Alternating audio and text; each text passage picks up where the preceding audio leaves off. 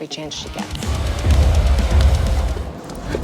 Welcome back sa PS Rewind. Sa isang bayan, naninirahan ang masayang pamilya sa Amerika. Mahal ng mag-asawang Brent at Kendall ang kanilang mga anak na si Carly at Josh. Pero ngayong malaki na sila, ay nagiging sakit na sila sa ulo. Si Carly ay lagi na lang cellphone ang nasa isip at ang syota niyang si Damon. At hindi siya gusto ng mga magulang niya para sa kanya. Pero syempre, wala siyang pake at wala silang magagawa. Magkikita pa rin sila pagkatapos ng exam ni Damon mamayang gabi. Nag-almusal muna sila habang nanonood ng balita tungkol sa isang nanay na hinayaang mamatay ang kanyang sanggol sa kotse. Meron silang yaya sa bahay kasama ang kanyang anak na si Lisa. Ngayong gabi ay darating sina lolo at lola nila sa bahay para magsalo-salo sila. Umaangal si Carly kasi meron nga siyang date ngayong gabi sa boyfriend niya. Kaya nagbangayan sila ng mama niya. Madalas din siyang mangupit ng pera sa wallet ng mama niya. Sa paghatid sa kanya sa eskwelahan, gusto sanang makipag-usap ng maayos ng mama niya. Pero sawa na daw siyang makipag-usap. Napaka-boring ng buhay mo. Mas gusto ko pang kausap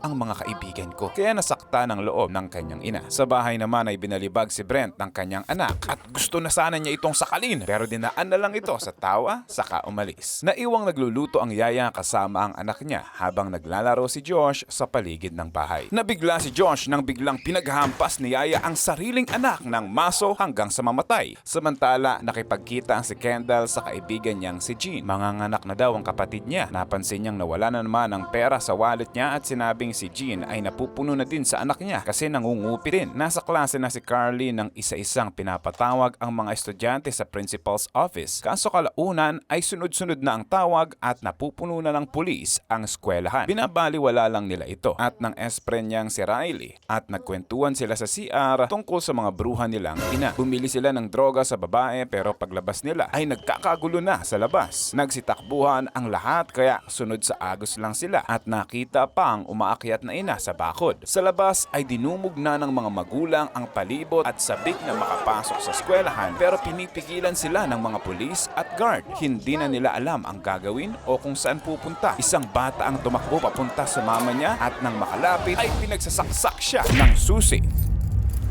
Lalong nagkagulo at hindi na makontrol ng mga pulis. Sinugod ng mga magulang ang mga sariling anak at gigil na pinagbubugbog, pinagsasaksak at pinagpapatay ng hayagan. Tuwang-tuwa ang mga magulang habang ginagawa ito. Nakatakas ang dalawa sa madla at pumasok sa kotse saka pumunta sa bahay ni Riley. Samantala, isang oras pa bago matapos ang exam nila Damon pero ang mga magulang ay nakatitig na sa kanila at hinihintay silang makalabas. Hindi pa nila alam kung ano ang nangyayari at binaliwala lang ito. Naunang natapos si Damon at paglabas niya ay nadaanan ang mga weirdong magulang na nakatutok lang sa mga anak nila. Nag-voice message na siya kay Carly na tapos na siya sa exam. Pag-uwi niya ay naabutang lasing ang papa niya. Hindi niya na lang ito pinansin at nilinis ang kalat nang bigla na lang siyang sapakin ng papa niya nang walang dahilan. Inintindi niya na lang dahil lasing nga. Pero nang pinagsasaksak na siya ng basag na bote ay lumaban na siya at aksidenteng nasaksak ang sarili niyang lalamunan at namatay. Samantala, nag-iiyak si Kendall dahil sa problema sa trabaho. Kaka-priority niya sa kanyang pamilya ay nasisante na siya. Biglang tumawag ang kapatid niya na manganganak na. Nagmadali siyang pumunta sa ospital at naabutang maraming tao na nanonood sa balitang lahat ng magulang ay pinapatay ang sarili nilang anak. Tinawag siya ng kapatid niya at malusog ang sanggol sa kanyang kandungan. Nang biglang pinipilipit niya ang sarili niyang baby at gustong patayin ang walang muwang na sanggol gamit ang gunting. Inagaw ni Kendall ang bata at nilabas. Nag-iiyak siya sa nasaksihan at hindi alam ang nangyayari. Tinanong niya ang nurse at kinuha muna sa kanya ang bata. Sinabing nababaliw na ang mga magulang at gustong patayin ang mga anak nila. Sa labas ng ward, nakatitig na ang mga papa sa mga bagong panganak at naghahandang atakihin sila. Nakarating na ang dalawa sa bahay ni Riley. Pinanood ni Carly ang balita na laganap na pala ang misteryosong virus na nag-uudyok sa mga magulang na patayin ang sarili nilang mga anak. Nagpanik siya at hinanap agad si Riley nang maabutang pinatay na pala siya sa sakal ng sariling ina. Natakot siya at umuwi agad sa bahay nila. Naabutan niya ang kapitbahay na nabalot ng dugo ang baseball bat niya. Nakasalubong ang boyfriend niya at sinabihan siyang lumayo ka muna sa mga magulang mo. Kaso kailangan nilang pumasok sa bahay para siguraduhing ligtas si Josh. Samantala, natutulog si Brent sa opisina at nang magising ay wala na siyang ganang magtrabaho. Pero nang makita niya ang picture ng anak niya ay bigla siyang nagsisigaw. Nang makapasok ang dalawa sa bahay, naabutan nila si Yaya na naglilinis pa. Natanong nila kung asan si Josh at may nihi naman itong sumagot na nasa kwarto siya. Nang pigain niya ang map ay bumaliktad ang sikmura nila na puno ito ng dugo ng anak niya. Tumakbo agad si Carly sa kwarto ni Josh habang binabantayan ni Damon ang Yaya. Naabutan niya si Josh na umiiyak sa ilalim ng kama. Nakita niya daw si Yaya na pinaghahambalos ang anak niya at nang tanungin kung bakit ay hindi daw kasi nakasubscribe sa channel ko. Umalis na ang Yaya pagkatapos maglinis at saktong dumating naman si Brent. Nang makita nito si Damon ay nadedemonyo na rin siya. Pinapalayas niya agad siya sa bahay at susugurin niya na ito nang bigla siyang tawagin ni Josh at nagpantig ang tenga niya. Kaya uunahin niya lang paslangin ang anak niya pero pinigilan siya ni Damon kaya pinatumba niya lang ito sa isang suntok.